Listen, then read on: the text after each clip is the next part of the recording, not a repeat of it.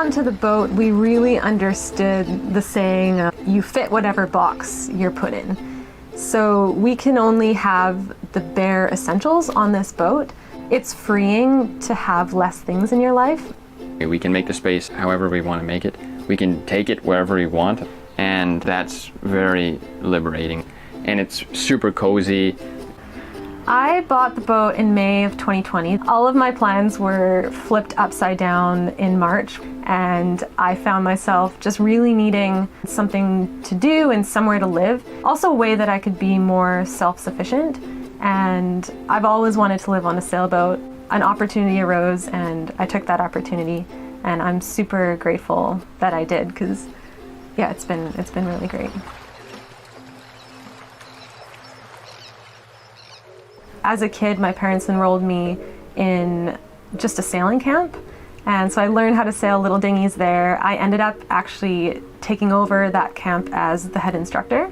This is the biggest boat I've ever been on, and yeah, it's been a learning curve even though I have that background in sailing. I had a rough idea of how it works, but I'm totally new to the sailing world. I'd never been on a boat or been around them at all, and yeah, Jill sort of teaches me everything. Overall, the reality of living on a boat compared to what I imagined it would be has been honestly pretty similar. I think partly because I have been on boats before, so I could sort of daydream in a realistic way, I guess. There have been a few surprises though. I had no idea the condensation in the winter would be such an issue on boats. I totally underestimated what it's like to not be on land. The water is a very different medium. My sort of balance took a long time to get used to being on the boat. So many times I've almost fallen off, or like getting in and out of the dinghy. I just don't have the movements yet, whereas Jillian's been doing this forever. She sort of climbs around and is better at it. It is a 1978 Catalina 30 MK1, and then sort of a standard rig. Overall, the boat is 30 feet long. Of that, we probably live in about 16 feet of space, since we lose a lot of living space from the cockpit in the back. The beam of the boat, or the width, is just under 11 feet, and that's really wide for a 30-foot boat like this, and it makes the boat feel a lot more spacious. The boat costs $9,000 all in, and then there's about $1,000 of taxes on top of that. What I got in this deal was the boat itself, a mooring ball in the Gulf Islands, so that's a place where I could put this boat and I own it, I don't have to pay rent on it, it can just sit there. So having that mooring ball there is a huge peace of mind. And then it also came with a small tender, an 8-foot tender with an outboard attached to that. So when we're off the dock, that's how we get to shore. I cleaned the entire thing top to bottom. Things like the water pump didn't work, none of the electrical worked, all of the batteries were dead and old. So we did have to do a pretty major refit of the boat, and we're still working on that. Like I want to redo all of the wood, and lots of projects on the list. The total cost for both of us to be here, we figured it out to be about $700 a month, and roughly $500 of that is sort of the cost to have the boat here. We knew we wanted to be on the docks over the winter so we could have services. Jillian would need Wi-Fi and stuff to do her school, and I was hoping to find a job in the city. So that includes our power, water, and we have a holding tank on board for the head for the bathroom. Once a week, a boat comes around with a big tank on it and they pump out for liveaboards. And they charge a liveaboard fee for things like removing our garbage. And then the other $200 we've sort of calculated out to be the cost of showering at the facilities here, and it's sort of $3 for a shower, and our laundry is the same sort of pay-per-use. Also, we've added in sort of a budget for maintenance and depreciation of the boat.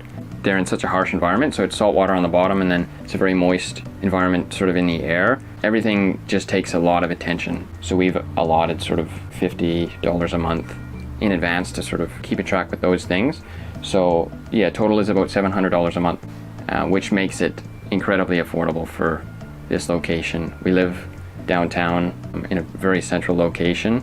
If we were to try and live in an apartment, rent would be more than twice as expensive. And for people our age, it would be almost impossible to get into a like a mortgage type situation. We expected the cost to be much higher, but because the vessel is short and you pay by the foot, yeah, it's been surprisingly affordable, and all the prices are in Canadian dollars.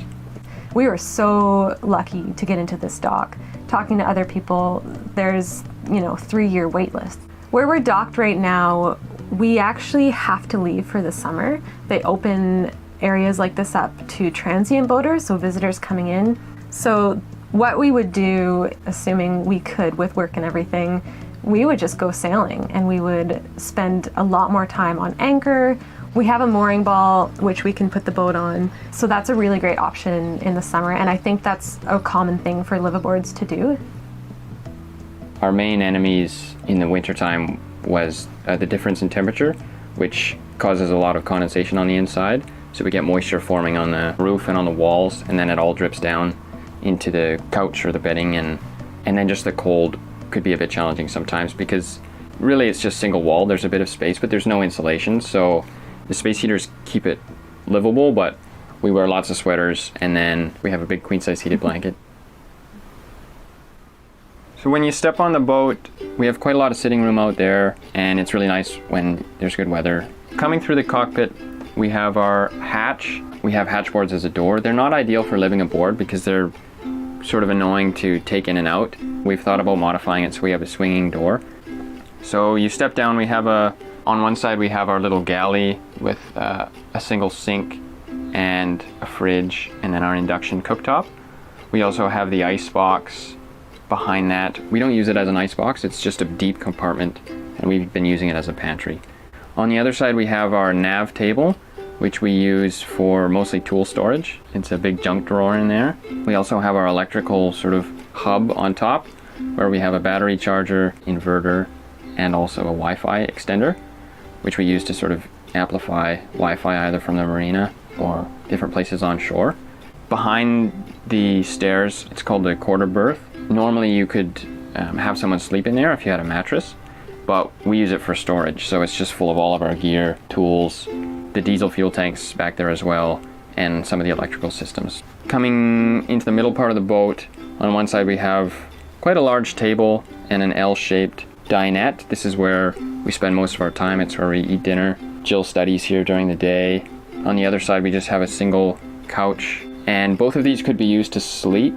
And then above our table we have our little wood stove and the chimney, and we also have an oil lantern that hangs. Under our sink area, we have our M25 marine diesel engine. So it's an inboard engine. Beside that, we have our starting battery. And on the other side, underneath our couch area, is our 3 house batteries and a water tank. Moving towards the bow, we have a hanging locker on one side. That's where we store all of our clothing. And right across from that is our head, or our bathroom. We have a small marine toilet, a sink, and we do have a shower nozzle that attaches to the sink. At the bow of the boat is where we sleep. So this is our V-berth. It is a triangular shape, so moving towards our feet, it gets very narrow, but at its width, it's about the size of a queen size bed. So it's quite spacious, especially for 2 people. In the V-berth, we have another hatch, so we can open this up in the summer to get an airflow through. It's also another exit route in the boat. We have a little dehumidifier up there. We've had a lot of condensation issues in the V-berth, which is an ongoing process. It's become a lot better. We insulated underneath the mattress and on the walls as well. When we're on the docks with shore power, we heat the boat with 2 electric space heaters. We have 12-volt LED lighting. For cooking, we have just 1 induction cooktop and then a sort of an apartment fridge. The cooktop is electric and we can only use it when we're on shore power. We also have a little toaster oven.